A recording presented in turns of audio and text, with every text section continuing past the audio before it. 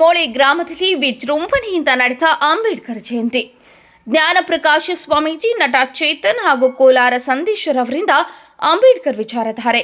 ಯಳಂದೂರು ತಾಲೂಕಿನ ವೈಕೆಮೋಳೆ ಗ್ರಾಮದಲ್ಲಿ ಬಾಬಾ ಸಾಹೇಬ್ ಅಂಬೇಡ್ಕರ್ ಅವರ 133ನೇ ಜಯಂತಿಯನ್ನು ವಿಜೃಂಭಣೆಯಿಂದ ನಡೆಸಲಾಯಿತು. ಗ್ರಾಮಕ್ಕೆ ಆಗಮಿಸಿದ ಗಣ್ಯರು ಅಂಬೇಡ್ಕರ್ ಭಾವಚಿತ್ರಕ್ಕೆ ಪುಷ್ಪ ಅರ್ಚನೆ ಸಲ್ಲಿಸಿದರು.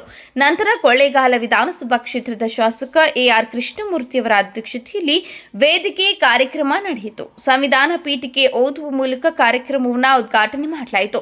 ಎಸ್ಎಸ್ಎಲ್ಸಿ ಹಾಗೂ ಪಿಯುಸಿಯಲ್ಲಿ ಹೆಚ್ಚು ಅಂಕ ಪಡೆದ ವಿದ್ಯಾರ್ಥಿಗಳಿಗೆ ಬಹುಮಾನ ನೀಡಿ ಸನ್ಮಾನಿಸಲಾಯಿತು. ಕಾರ್ಯಕ್ರಮದಲ್ಲಿ ಜ್ಞಾನ ಪ್ರಕಾಶ ಸ್ವಾಮೀಜಿಯವರು ಮಾತನಾಡಿ, ಅಂಬೇಡ್ಕರ್, ಬುದ್ಧ, ಬಸವ ಸೇರಿದಂತೆ ಹಲವು ಸಾಧಕರ ಜಯಂತಿಗಳು ಉಪಚಾರದ ಜಯಂತಿಗಳಾಗಬಾರದು, ಬದಲಾಗಿ ವಿಚಾರದ, ಸಾಮಾಜಿಕ ಕ್ರಾಂತಿ ಹಾಗೂ ಜ್ಞಾನದ ಜಯಂತಿಗಳಾಗಬೇಕು.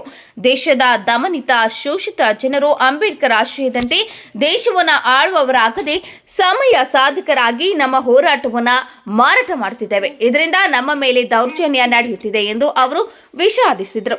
ಹೋರಾಟಗಾರರು ಅಂಬೇಡ್ಕರ್ ವಾದಿಗಳಾಗಿ ಎಂದರೆ ಅವಕಾಶವಾದಿಗಳಾಗುತ್ತಿದ್ದಾರೆ. ಬುದ್ಧ, ಬಸವರಂತೆ ಸಾಧಕರಾಗಿ ಎಂದರೆ ಸಮಯ ಸಾಧಕರಾಗುತ್ತಿದ್ದಾರೆ. ಕೈಯಾರೆ ತಮ್ಮ ಸಮಾಜವನ್ನ ನಾಶ ಮಾಡಲು ನಿಂತಿದ್ದಾರೆ. ಇದು ನಮ್ಮ ದುರಂತ ಎಂದು ಅವರು ಬೇಸರ ವ್ಯಕ್ತಪಡಿಸಿದರು.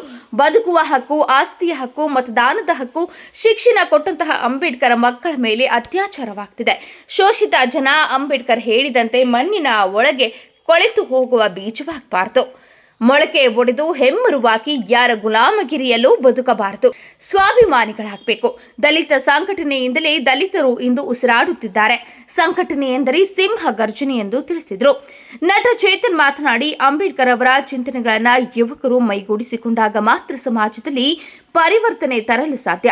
ಸಮಾನತೆ, ಸಾಮಾಜಿಕ ನ್ಯಾಯದ ತಳಹದಿಯಲ್ಲಿ ರೂಪುಗೊಂಡಿರುವ ಹೊಸ ಭಾರತವನ್ನು ಧಾರ್ಮಿಕ ರಾಷ್ಟ್ರವಾಗಿಸುವ ವ್ಯವಸ್ಥೆಯ ವಿರುದ್ಧ ನಿರಂತರವಾಗಿ ಹೋರಾಡಬೇಕಿದೆ ಎಂದರು. ಧೈರ್ಯ, ಸ್ವಾಭಿಮಾನವು ನಾವು ತಿನ್ನುವ ಅನ್ನದಿಂದ ಅಳೆಯಲಾಗದು.